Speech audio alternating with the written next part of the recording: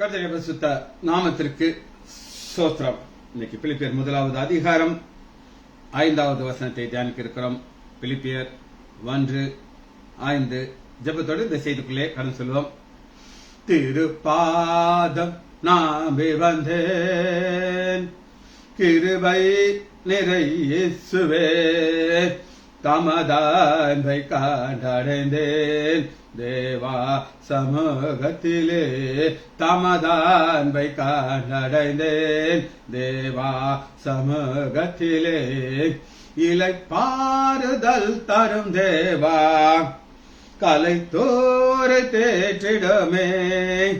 இளைப்பாறுதல் தரும் தேவா, கலை தோரை தேற்றிடமே. சிலுவை நிழல் எந்தன் தாஞ்சாம், சுகமாய் அங்கு தாங்கிடுவேன். சிலுவை நிழல் எந்தன் தாஞ்சாம், சுகமாய் அங்கு தாங்கிடுவேன். திருப்பாதம் நாம்பி வந்தேன், கிருபை நிறை இயேசுவே, தமதான்பை காண்டடைந்தேன் தேவா சமூகத்திலே. என்னை நோக்கி கூப்பிடுயன்றீர் இனல் துன்ப நேரத்திலும், என்னை நோக்கி கூப்பிடுயன்றீர் இனல் துன்ப நேரத்திலும். கருத்தாய் விசாரித்து என்ற கனிவோ தன்னை நோக்கிடுமே. கருத்தாய் விசாரித்து என்ற கனிவோ தன்னை நோக்கிடுமே. திருப்பாதம் நாமே வந்தேன், கிருபை நிறை இயேசுவே, தமதான்பை காண்டடைந்தேன் தேவா சமூகத்திலே. மன மாற மாந்த நீரல, மன வேண்டுதல் கெட்டிடம். மன மாற மாந்த நீரல்ல, மன வேண்டுதல் கெட்டிடம். எனதோலம் ஊற்றி ஜெபித்தே இயேசுவே உம்மை ஆண்டிடுவேன். எனதோலம் ஊற்றி ஜெபித்தே இயேசுவே உம்மை ஆண்டிடுவேன். திருப்பாதம் நாமே வந்தேன், கிருபை நிறை இயேசுவே, தமதான்பை காண்டடைந்தேன் தேவா சமூகத்திலே. என்னை கைவிடாதிரும் நாதா, என நீந்தை நேரிடேனாம். என்னை கைவிடாதிரும் நாதா, என நீந்தை நேரிடனும். உமக்காக யாவும் சகிப்பேன், உமது பல நீந்திடுமே. உமக்காக யாவும் சகிப்பேன், உமது பல நீந்திடுமே. இயேசுவே நாமத்தினாலே ஜெபங்கள் பிதாவே, ஆமென். கர்த்தருடைய பரிசுத்த நாமத்திற்கு ஸ்தோத்திரம். இந்த செய்திக்கு ஒரு தலைப்பு, தி ஜாய் ஆஃப் பார்ட்டிசிபேஷன். வசனத்தை வாசிப்போம், அதுக்கப்புறம் விளக்கத்துக்கு போவோம். பிலிப்பியர் 1வது அதிகாரம் 5வது உங்களில், நம்மிடத்தில். பவுல் எழுதும் போது இது பிலிப்பியர் சபைக்கு எழுதுறாரு. இன்று இன்னைக்கு நமக்கு பார்ட்டிசிபேஷன். ஒரு போட்டியில் கூப்பிடணும். யார் யாரெல்லாம் இந்த போட்டிக்கு வரீங்களோ நீங்கள் உங்கள் பேரை கொடுங்க. எனக்கு 2 பேரங்க இருக்காங்க. அவனுடைய கிருபை எத்தனை நாள் போய் பிரைஸ் வாங்கிட்டு வர்றாங்க. 2வது பேரு ஜேடன், நேற்று மதுரையில் போய் டிடி 6 காம்படிஷன்ல ஜெயிச்சு சொல்றான். 6 சிங்கிள்ஸ், டபுள்ஸ், ஜெனரமா இருக்கான். எல்லாம் அவனோட சீனியர் பசங்க அழகா பிரைஸ் வாங்கிட்டு வர்றான். இதுக்கு அவன் பங்கு கொள்ளணும். அதானே, அவங்க போகல என்ன கிடைக்குமா? எனக்கு எல்லா திறமையும் இருக்குது, நாட்டில் ஜெயிப்பேன், எனக்கு முடியும், ஆனால் நான் போக மாட்டேன், பார்ட்டிசிபேட் பண்ண மாட்டேன். இங்க டிடி கிடையாது, ஒரு கப்பு கிடையாது, ஒரு ட்ராஃபி கிடையாது. என்ன கொடுக்கிறாரு அப்படின்னு கேட்டீங்கன்னா, ஆண்டவர் பரலோகத்தில் இருக்கிற ஆசீர்வாதத்தை நாம் பெற்றுக்கொள்வதற்கு, ஒரு நற்கிரியை செய்வதற்கு ஒரு வாய்ப்பு கொடுக்கிறார். நீங்க அந்த நற்கிரைகளை செய்யும் பொழுது, எப்படி என் பேரன் போய் என் மனைவி டாக்டர்மா டென்ஷன் ஆயிட்டான், நீ எப்படி அவனை வேன்ல அனுப்பலாம், ஏதாவது ஆனா நீ என்ன செய்வான், ஆச்சா போச்சான்னு அதை கண்டுக்கிறவே இல்லை. ஆளுக்கு ஆண்டவர் நம்ம கூட இருக்கிறான்னு சொல்லி, இங்க உங்களில் நம்மிடத்தில் ஒரு பரலோக திட்டத்தை தேவன் உண்டு பண்ணியிருக்கிறார். அந்த பரலோக திட்டத்துல அவர் கொண்டு வந்திருக்கிற நோக்கம் ஒன்னே ஒண்ணுதான். அது என்னன்னா ஜாய். சந்தோஷம். அந்த சந்தோஷத்தை நீங்க பெற்றுக்கொள்வதற்கு ஆண்டவர் ஒரு சான்ஸ் கொடுக்கிறார். அது என்ன சான்ஸ்? நற்கிரியை. பிலிப்பியர் 1:5 உங்களில் நற்கிரியை தொடங்கினவர். அவர் ஸ்டார்ட் பண்ணிட்டார். தொடங்கினவர் என்ன தொடங்குகிறார்? பேரலாவே எதையும் தொடங்குகிறார் அப்படின்னு நீங்க கேட்டீங்கன்னா, நம்ம இடத்துல நற்கிரியை தொடக்கிட்டு கூடவே இன்னொன்றையும் சேர்த்து தொடக்கிறார். அது என்னன்னா வாசிப்போமா? எபிரேயர்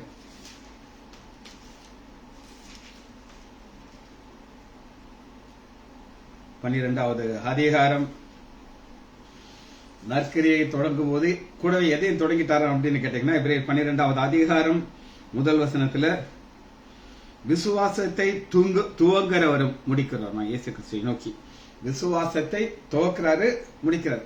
துவக்கிட்டாரா? ஆமா, துவக்கிட்டாரு. எனக்கு 24 வருஷம் முன்னாடி துவக்கிட்டாரு. உங்களுக்கு எப்ப துவக்கினாரு எனக்கு தெரியாது. துவக்கிட்டாரா? துவக்கிட்டாரு. முடிக்கிறவரும் இயேசு கிறிஸ்துவை நமக்கு நியமிக்கப்பட்ட ஓட்டத்தில் பொறுமையோடு ஓடணும். அதை நாங்க பொறுமையோடு ஓடணும். அந்த ஓட்டத்துல நிறைய பிரச்சனைகள் வரும். உடைய சரீரத்தை ஒரு பலவீனம் வரும். சரிப்பாங்க, என்ன நீ ஏசு நீயே இந்த இப்படி ஒரு வீக்னஸ் உனக்கு இருக்கே, என்ன செய்யறது அப்படின்னு சொல்லி நான் என்ன சொல்வேன்னா, பலவீனத்தில் என்ன பலன் போடுறவங்க. எங்க ஒரு அக்கா இருக்கா, வயது கூடிடுச்சு, கழுத்து வலிக்குது, கழுத்துல காலர் போட்டுக்கிட்டு உட்கார்ந்துருக்கா, கையில பைபிள் வச்சிருக்கிறா. எல்லாரும் என்ன சொல்லுவாங்க, ஏம்மா நீ பைபிளை தூக்கிருக்கியே, உனக்கு என்னைக்கு வலி குறையும் அப்படின்னு சொல்லி. ஆனா ஆண்டவர் என்ன செய்வார்னா, இந்த முள்ள நான் அனுமதிச்சிருக்கேன் மகளே, நீ ஓடு, நான் கிருபை கொடுப்பேன். என்ன கொடுப்பேன்? கிருபை கொடுப்பேன். சரி, அதனாலதான் நம்ம பாக்குறோம், விசுவாசத்தை துவக்கிறவரும் விசுவாசத்தை முடிக்கிறவரும் இருக்கு. இப்ப நான் உங்களுக்கு ஏற்கனவே காமிச்சேன், இந்த வாழ்க்கை பரிசுத்த ஆவியானவருடைய வாழ்க்கை, பரிசுத்த ஆவியானவர் கொடுக்கிற சந்தோஷம் அப்படின்னு சொல்லி ஒரு வசனத்தை காமிச்சேன். எங்கன்னா நான் காமிக்க போறதில்ல, யார் யாருக்கு வாஞ்சி இருக்கோ அவங்க தேடி கண்டுபிடிச்சு கொள்ளுங்கள். நான் சொல்லியாச்சு, ஏன்னா ரோமர்ல சொல்லிட்டேன். ரைட், இப்ப நம்ம பார்க்க போது ஆவியானவர் நமக்கு எப்படி அந்த ஆசீர்வாதத்தை கொடுப்பார் அப்படின்னு கேட்டீங்கன்னா, யோவான் 14 17 14-17 உலகம் அந்த சத்திய ஆவியானவரை காணாமலும் அறியாமலும் இருக்கு. உலகம் காஸ்மாஸ் சிஸ்டம். அந்த உலகம் என்ன சொல்லும் அப்படின்னு கேட்டீங்கன்னா, குரூஸ் அப்படின்னு ஒண்ணு இருக்குயா. என்ன நான் உங்களுக்கு சொல்றேன், எனக்கு ரொம்ப வேண்டிய ஒரு கணவன் மனைவி அதுல போனாங்க. அமெரிக்கா போய் அமெரிக்கால இருந்து ஒரு இடத்துக்கு குரூஸ், ஒரு லக்ஸரி ஷிப். அதுல எல்லா வசதிகளும் இருக்கும், சாராயம் இருக்கும், ஸ்விம்மிங் பூல் இருக்கும், சாப்பாடு அன்லிமிட்டடா சாப்பிடலாம். உனக்கு ஒரு ரூம் கொடுத்துருப்பாங்க, கணவன் மனைவி வாழலாம், அழகா பார்க்கலாம், நடக்கலாம், போகலாம், சுத்தலாம். 10 நாளில் 20 லட்சம் காலியாஇருக்கும். 20 லட்சம் சம்பாதிக்க அந்த மனிதன் எவ்வளவு கஷ்டப்படுறோம் எனக்கு தெரியும். ஆனா இதுதான் உலகம் கொடுக்கிற பிரகாரம். உலகம் கொடுக்குமா? கொடுக்கும். நீங்கெல்லாம் கற்பனையே பண்ண முடியாதா? அவர் போயிட்டு வந்துட்டாரு. ஆனா அந்த காஸ்ட் ஆஃப் 20 lakhs. சரி, யோவான் 14 உலகம் அந்த சத்தியாவியானவரை காணாமலும் அறியாமலும் இருக்கிறபடினாலே அவரை பெற்றுக்கொள்ள மாட்டார்கள். அவரை பெற்றுக்கொண்டால் தான் நம்ம என்ன வாழ்க்கையை வாழலாம் அப்படின்னு கேட்டீங்கன்னா, spirit filled life. Spirit filled life அப்படின்னா என்னன்றதை வசனத்தை காமிக்கிறேன். ரோமர்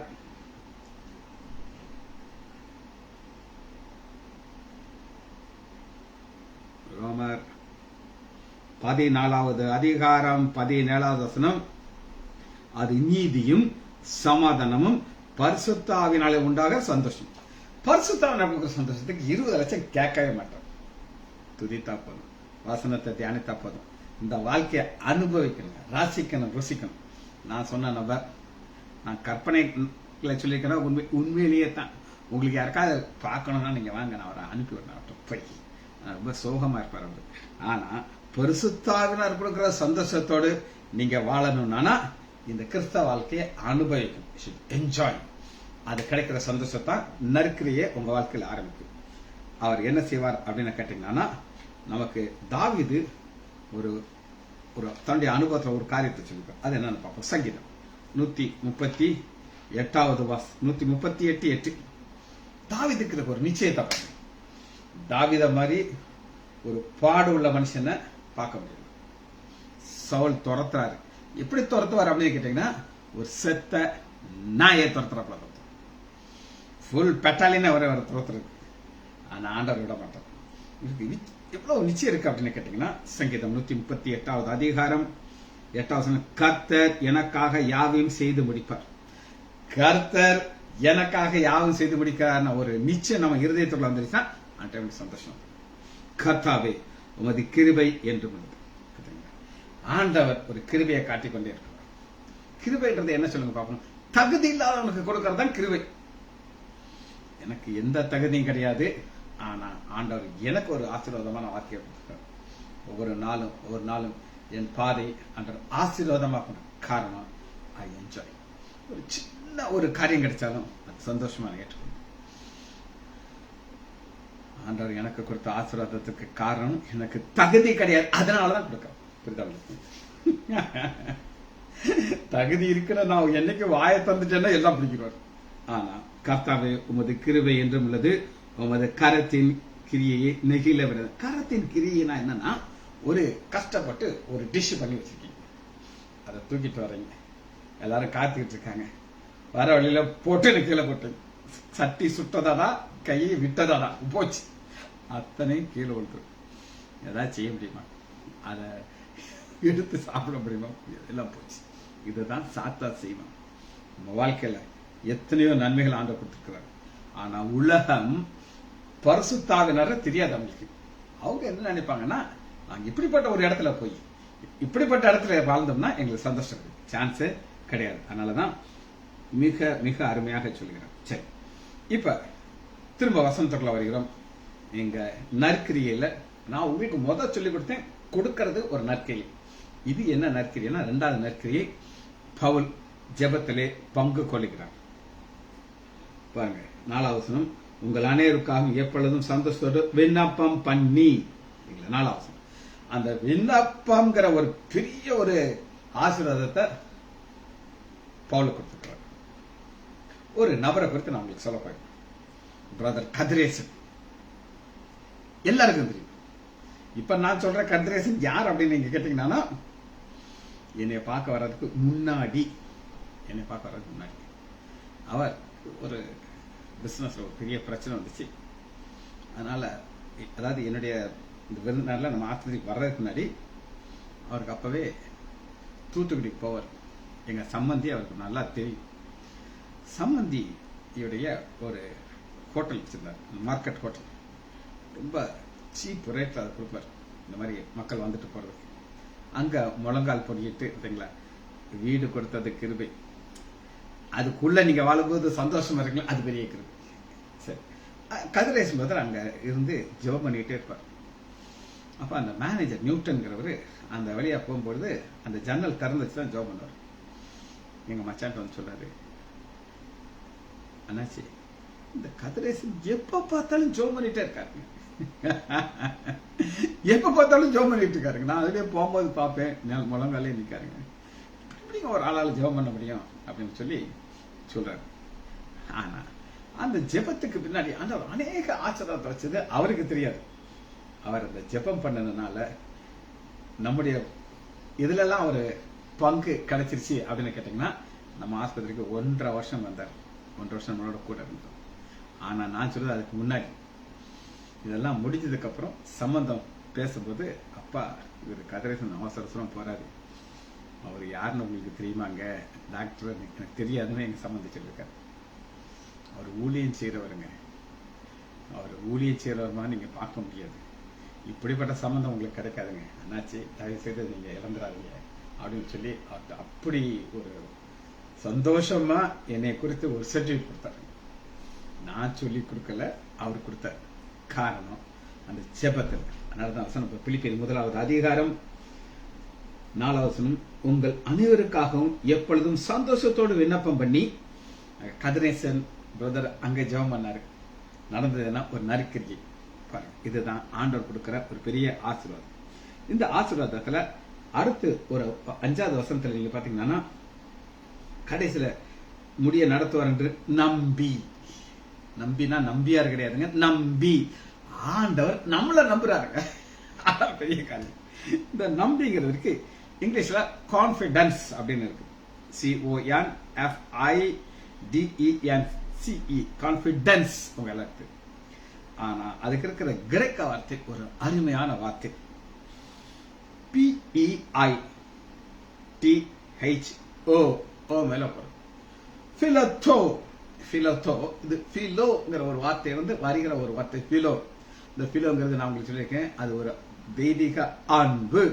அந்த தெய்வீக அன்போடு வருகிறது அந்த தெய்வீக அன்பு நம்ம மேல வச்சு நம்ம நம்புறாரு பிலோத்தோ.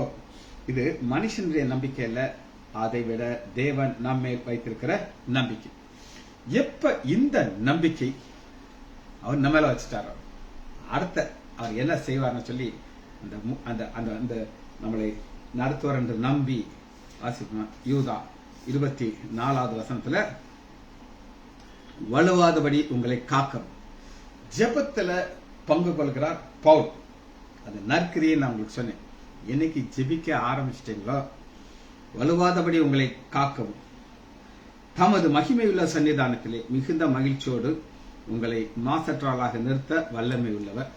என்ன அர்த்தம் அப்படின்னு கேட்டீங்கன்னா, இன்னைக்கு நமக்கு பாடுகள் உண்டு, வேதனைகள் உண்டு, கஷ்டங்கள் உண்டு.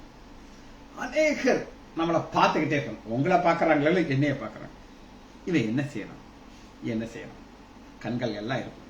நான் கண்டுக்கிடவே மாட்டேன். எனக்கு நியமிக்கப்பட்ட படத்துல ஓடிக்கிட்டே இருக்கிறேன். அப்ப ஆண்டவர் என்ன செய்தார் அப்படின்னு கேட்டீங்கன்னா, பிலிப்பியர் 1வது அதிகாரம் 5வது வசனம், இயேசு கிறிஸ்துவின் நாள் பரியந்தம் முடிய நடத்துவார் என்று நம்பி. இந்த நம்பிக்கை உங்களுக்கு அவர் மேல இருக்கணும். என்னைக்கு நீங்க அவரை நம்பிச்சிட்டீங்களோ அன்னைக்கு யூதா 24 கொண்டு சேர்த்துரும். நான் ரட்சிக்கப்பட்ட புதுசுல எனக்கு என் மேலே நம்பிக்கை கிடையாது. நான் 24 வருஷத்துக்கு முன்னாடி ஓடிடுச்சு, கண்ணை திறந்து முறையில ஓடிடுச்சு.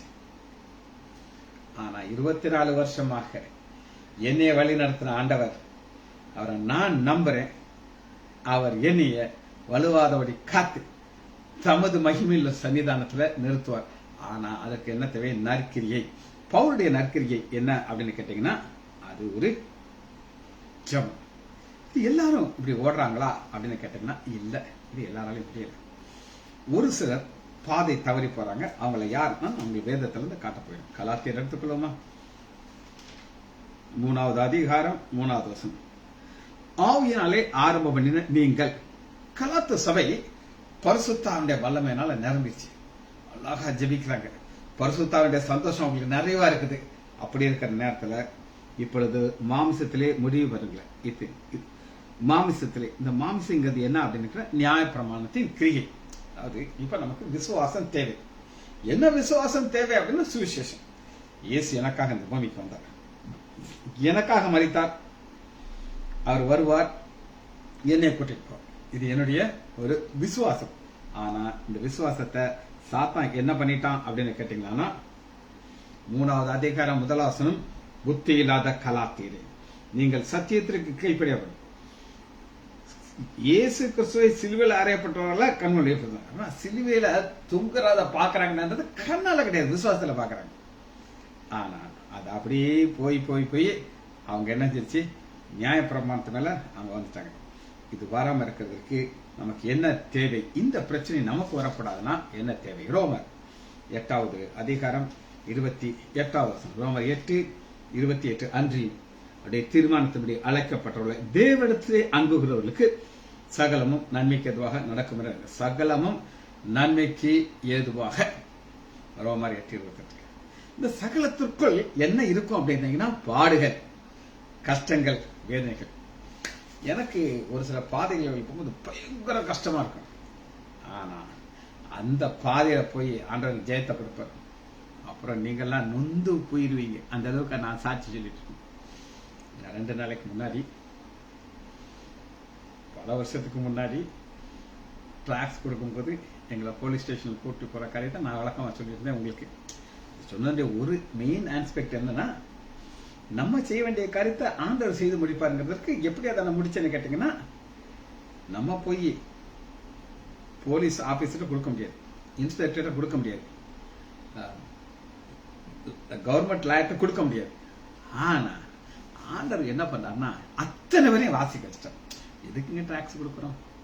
காசுக்காண்டியா இந்த ட்ராக்ஸை வாசிச்சு அவங்க ரட்சிக்கப்படுவாங்கன்னு சொல்லி இதை நான் சொல்லிட்டு போனோன்னு என் மனைவி என்னை பிடிச்சிக்கிட்டாங்க. எங்க எத்தனை தடவைங்க இதை சொல்லுவீங்க, கேட்கறவங்களுக்கும் போர் அடிக்காதா, உங்களுக்கு வேற வேலை இல்லை இதையே சொல்லிக்கிட்டு இருக்கேன்னு சொல்லி. ஆனா அந்த பாடல் வழியா போன எனக்குத்தான் தெரியும், உங்களுக்கு தெரியாது, இவளுக்கு தெரியும். இவன் ஜாலியா வீட்டில் உட்காந்துட்டு இருந்தாங்க. ஆனா எனக்கு தெரியும், நான் எத்தனையோ பேருக்கு நான் போய் கொடுக்க முடியாத காரியத்தை ஆண்டவர் என்ன ஒரு பாதை வழியாக போச்சு அத்தனை பேரையும் வாசிக்க வச்சிட்டார். நுணுக்கி வாசிச்சாங்க. இது அவர் செய்யற அன்றையும் சகலமும் நன்மை கேட்பார். பாடுகள் வழியா போனாலும் அவருக்கு செய்ய வேண்டியதை. அதனாலதான் பவுல் எல்லாம் சொல்றாரு அப்படின்னு நீங்க கேட்டீங்கன்னா, பிலிப்பியர் 1வது அதிகாரம் 12. இதனால் என்ன, வஞ்சகத்திலாவது உண்மையில எப்படியாலும் கிறிஸ்து அறிவிக்கப்படுகிறார். அதனால சொன்ன கிறிஸ்து அறிவிக்கப்பட்டாரா, அறிவிக்கப்பட்டார். எத்தனை பேருக்கு அறிவிக்கப்பட்டாரு? அந்த போலீஸ் ஸ்டேஷன் இருக்கிற அத்தனை பேர், இன்ஸ்பெக்டர், சப் இன்ஸ்பெக்டர், யார் யாரெல்லாம் எல்லாம் கொஞ்சம் வாசிட்டு இருக்காங்க, பத்திரமா வைக்கிறாங்க. சரி, அதனால சாட்சியா மாறிச்சவங்களுக்கு நமக்கு ரட்சிப்பின் மேல் விசுவாசம் தேவை. ஏன் ரட்சிப்பின் மேல் விசுவாசம் தேவை அப்படின்னு கேட்டோம்னா, இது அவர் கொடுக்கிற கிஃப்ட்.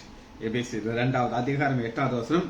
இன்னைக்கு நம்முடைய வாழ்க்கையில ஒரு விசுவாசத்தை துவக்கிட்டாரு, நமக்கு ஒரு நற்கிரியை செய்து கொடுத்தாரு. வாசிப்போமா? எபேசியர் 2வது அதிகாரம் 8வது. கிருபையினாலே விசுவாசத்தை கொண்டு ரட்சிக்கப்பட்டு.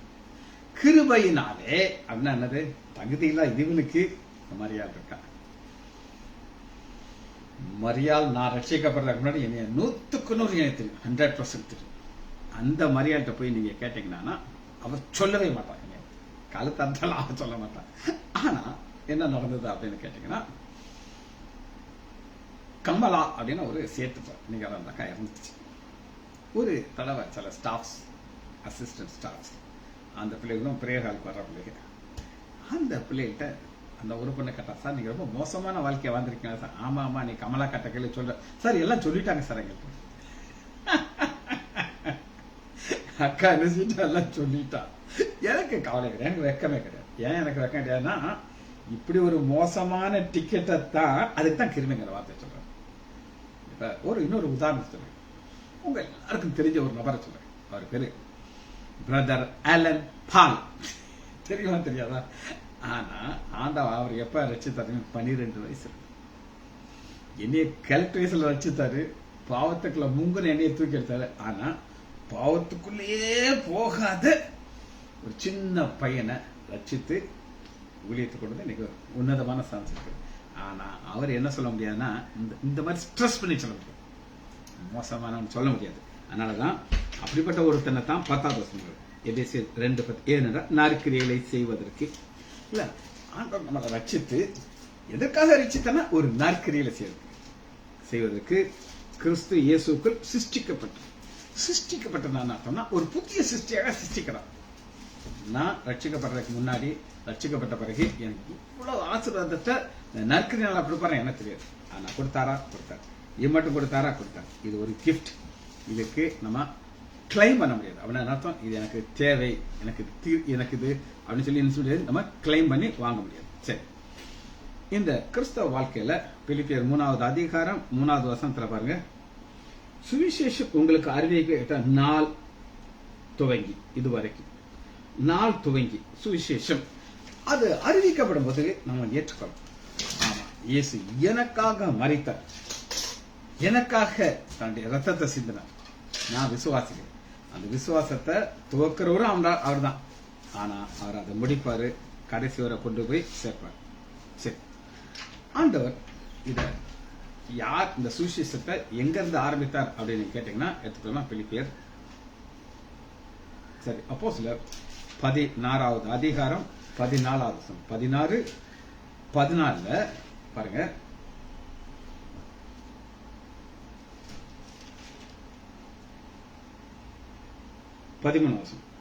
அப்போஸ்தலர் 16:13 பவுல் மாற்றத்தில் வர்றாரு. வந்து ஜெபிக்க ஆரம்பிக்கிறாரு. ஜெபிச்சுக்கிட்டே இருக்கும் பொழுது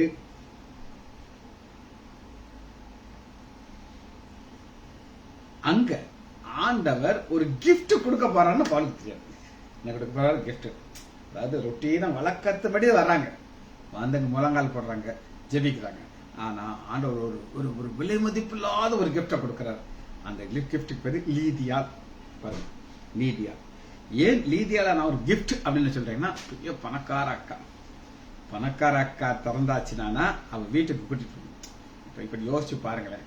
ஒரு பரம ஏழு, எதுவுமே கிடையாது அந்த அம்மா சுவிசேஷத்தினால. அதுக்காண்டி நான் தப்புன்னு நான் சொல்லல, அவங்க ரட்சிக்கப்படக்கூடாதுன்னு சொல்லல. ஆனா நம்ம நற்கிரியைகளாகிய ஜெபத்தை ஆரம்பிக்கும் போது ஆண்டவர் ஒரு பெரிய கிஃப்ட் கொடுக்கிறார். கர்த்தர் அவள் இருதயத்தை திறந்தார். 15. அங்கதான் அந்த பணக்கார பெண் என்ன செய்யறா அப்படின்னு கேட்டீங்கன்னா, அவளும் அவள் வீட்டாரும் ஞானஸ்தானம் பெற்ற பின்பு அவள் எங்களை நோக்கி, நீங்கள் என்னிடத்திலே கர்த்தரிடத்திலே விசுவாசம் என்று எண்ணினால் யான் வீட்டிலே வந்து தங்கியிருங்கள். வருந்தி கேட்கறதுனா முத சொன்னா இல்லக்கா, இருக்கட்டும்க்கா, நாங்க ஒரு இடத்துல தங்கி இருக்கோம்ல, அங்கேயே இருக்கிறோமே, எதுக்கு உங்களுக்கு சிரமம் அப்படின்னு சொல்லி என்னையா சொல்றீங்க? எங்க வீடு தெரியுமா எவ்வளவு வருஷம் இருக்கு, அத்தனை ரூம் இருக்குது, அத்தனை வேலைக்காரங்க, வசதியானாக்கா. நீங்க எங்க வீட்டுக்கு வந்தீங்கன்னா ரொம்ப வசதியா இருக்கலாம் சொல்லி எப்படி கேட்கறாங்க? வருந்தி கேட்கறாங்க. இது ஒரு கிஃப்ட். இந்த கிஃப்ட ஆண்டவர் கொடுக்கும் பொழுது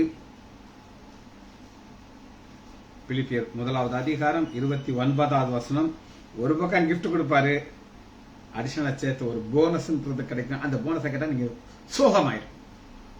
கிஃப்ட்டுக்கு அப்புறம் கிடைக்கிற போனஸ் உங்களுக்கு சோகத்தை உண்டாக்கு. ஏன் அப்படின்னு கேட்டீங்கன்னா, பிலிப்பியர் 1 அதிகாரம், ஏனென்றால் கிறிஸ்துவனிடத்திலே விசுவாசிக்கிறதுக்கு மாத்திரமல்ல அவர் நிமித்தம் பாடுபடுறதுக்கு உங்களுக்கு அன்பு. எப்ப கிஃப்ட கொடுத்தாரோ, கிஃப்ட பவுல் வாங்கிட்டு இங்கிட்டு கூடி வர்றாரு, அடுத்து என்ன நடக்குது அப்படின்னு நீங்க கேட்டீங்கன்னா, பின்னாடியே பிரச்சனை வந்துச்சு. பாருங்க, அப்போஸ்தலர் கிஃப்ட் வாங்கிட்டு இந்த பக்கம் வந்துகிட்டே இருக்கிறாங்க. 16 ஜெயிலுக்கு. நீங்க ரொம்ப சந்தோஷமா லீதியால் இருதயத்தை திறந்துட்டார். லீதியால் வீட்டுக்குள்ள எங்க வச்சுட்டாரு. டெய்லி பொராட்டா பிரியாணி நான்வெஜ்ஜா சாப்பிட்டுட்டு இருக்கோம் நினைச்சுக்கிட்டே இருக்கீங்க. 19 அப்போஸ்தலர் 16-19, சந்தை வெளியிலே அதிகாரிகள் இழுத்து கொண்டு போயிரு பவுலையும் சீலாவும். இழுத்துனா தரன்னு ஒரு செத்த நாயை இழுத்து போறாப்புல இழுத்து போறாங்க. காவலர்ல போடுறாங்க, கையிலையும் காலையும் மாட்டுறாங்க, அடி விழுத்துறாங்க. இதெல்லாம் செய்யறதுக்கு, இதெல்லாம் நடக்க வேண்டிய காரணம் என்ன அப்படின்னு கேட்டீங்கன்னா, பிலிப்பியர் 1 அதிகாரம் 29, ஏனென்றால் கிறிஸ்துவினிடத்திலே விசுவாசிக்கிறதுக்கு மாத்திரமல்ல அவர் நிமித்தமாக பாடுபடுறதுக்கு உங்களுக்கு அருளப்படுறது கிஃப்ட். இது ஒரு கிஃப்ட். அதனால சொல்லி இந்த கிஃப்ட் உங்களுக்கு பிடிக்கல சொல்ல வேண்டியது என் வேலை. பிலிப்பியர் 2:13 வாசிக்கிறது. பிலிப்பியர் 2:13, ஆதலால் எனக்கு பிரியமானவர்களே, நீங்கள் எப்பொழுதும் கீழ்ப்படுகிறபடியே நான் உங்களுக்கு சமீபமாக இருக்கிறது மாத்திரமல்ல தூரமாக இருக்கும் பொழுதும் அதிக பயத்தோடு நிறைவேற உங்கள் ரட்சிப்பு நிறைவேற பிரயாசம். உங்கள் ரட்சிப்பு நிறைவேற, ரட்சிப்பு தேவன் கொடுத்துட்டார். நற்கிரியை வச்சதுக்கு சான்ஸ் கொடுத்துட்டார். இப்ப நம்மகிட்ட அந்த பிரயாசத்தை கொடுத்துட்டார். அது என்ன பிரயாசம் அப்படின்னு கேட்டீங்கன்னா, நாம் அனுதினமும் ஒரு பிரயாசப்படுறோம். நற்கிரியைங்க என்னுடைய வாழ்க்கையில ஆண்டவர் டீச்சிங்கிற வர கிஃப்டை கொடுத்துருக்காரு. என்ன, நான் விசுவாசிக்கிறேன், நான் போதகர் கிடையாது, ஆனாலும் ஆண்டவனுக்கு அந்த கிருபையை கொடுத்துருக்காரு. அந்த வசனத்தை போதிக்கிறதுக்கு, மற்றவர்களுக்கு விளக்கம் கொடுத்ததுக்கு, ஆலயத்தில் போய் செய்தி கொடுக்கு. விசேஷமான ஆசீர்வாதம். இந்த ஞாயிற்றுக்கிழமை என் மகள் கீனா தேவியா செய்தி கொடுக்க வரலாம். Second service. அப்பா, எனக்கு எவ்வளவு சந்தோஷமா இருக்குன்னு தெரியுமா உங்களுக்கு? நான் உங்களுக்கு சொல்லியிருக்கேன், போன வருஷம் முடியும் போது கடைசி சண்டே, லாஸ்ட் 31வது நாள் அன்னைக்கு ஆண்டவர் பெரிதான கிருபையில என் மகளுக்கு அந்த சான்ஸ் கொடுத்தார். புல்பெட்ல இருந்து அங்க செய்தி கொடுத்துக்கிட்டே இருக்கா. இங்க இருந்து பார்க்கும்போது என்னுடைய அம்மா முகஜா அப்படியே தெரியுது. அப்படியே எசப்பாங்கிற ஒரு வார்த்தையோட நான் உட்கார்ந்துகிட்டு இருக்கேன். இது ஒரு கிஃப்ட். என்னை ரட்சித்தார், என் மகளை ரட்சித்தார், அவளை புல்பெட்ல போய் செய்தி சொல்ற அளவுக்கு கொண்டு வந்தார். நான் அப்பவுமே சொன்னேன், இதை விட ஒரு பெரிய ஆசீர்வாதம் உலகத்துல யாருக்குமே கிடைத்தது. அதனால நான் அடிக்கடி சொல்லுவேன், என்னைக்கு ஆண்டவர் என்னை ரட்சித்தாரோ அன்னையிலிருந்து விசுவாசத்துக்குள்ள வர்றதுக்கு ஒரு மெயின் காரணம் என்னன்னா, இப்ப நான் வசனத்தை காட்டப்படுறேன். யோகா நம்ம ரட்சிக்கப்பட்டவர்னு இப்ப நான் சொல்றதுன்னா சின்ன ஆசீர்வாதம், ஆனா பெரிய ஆசீர்வாதத்தை ஆண்டவர் கொடுத்துட்டார். ஆனா அதை நீங்க தியானிச்சு பார்க்கணும். யோவான் 1 அதிகாரம் 13. அவர்கள் ரத்தத்தினாலாவது மாமிசத்தினாலாமல் தேவனாலே பிறந்தவர்கள். தேவனாலே பிறந்தவர்கள் அப்படின்னா என்ன அர்த்தம்னா, நம்ம பரலோக சிட்டிசனா தான் இருக்கிற எங்கதான் இருக்கும். ஆனா பரலோக அதற்கு தேவை என்னன்னா, அவருடைய நாமத்தின் 12 அவருடைய நாமத்தின் மேல் விசுவாசம் உள்ளவர்களை அவளை ஏற்றுக்கொண்டவர்கள் எத்தனை பேர்களோ அத்தனை பேரும் தேவனுடைய பிள்ளைகளாகும்படி அவர்களுக்கு அதிகாரம். தேவனுடைய பிள்ளைங்கிற ஒரு பெரிய ஸ்தானத்தை கொடுத்தார். நம்ம வாழ்க்கையில விசுவாசத்தை ஆரம்பிச்சுட்டார், நற்கிரியில ஆரம்பிச்சுட்டார், முடிவு பரிந்து அவன் நடத்தணும். நான் நம்பியிருக்கேன், அவர் என்ன நம்பியிருக்கிறார். இந்த ஓட்டத்தில் ஓடும் பொழுது பிரச்சனைகள் வரும். பவுலுக்கு ஒரு பெரிய கிஃப்ட கொடுத்தாரு லீதியான்ட்டு, பின்னாடியே ஜெயிலத்துக்கு போட்டாங்க. அதற்கு நம்ம ரெடியா இருக்கணும். ஜெயிச்சு முடிப்பாமா. மகா இறக்கமாக கரிபைமுள்ள பிதாவே துதிக்கிறேன் ஐயா. நன்றி நன்றி நன்றி. எத்தனை நன்மைகளையா, எத்தனை கருவைகளையா, சொல்ல முடியாத ஈவுகளுக்காக கோரி நன்றி ராஜா. பிள்ளைகள் ஒவ்வொருவரையும் என் ஆண்டவராகிய இயேசு கிறிஸ்துவின் நாமத்தினாலே ஆசீர்வதிக்கிறேன். இயேசுவின் நாமத்தினாலே ஜெபங்களை பிதாவே. ஆமேன் ஆமேன் ஆமேன்.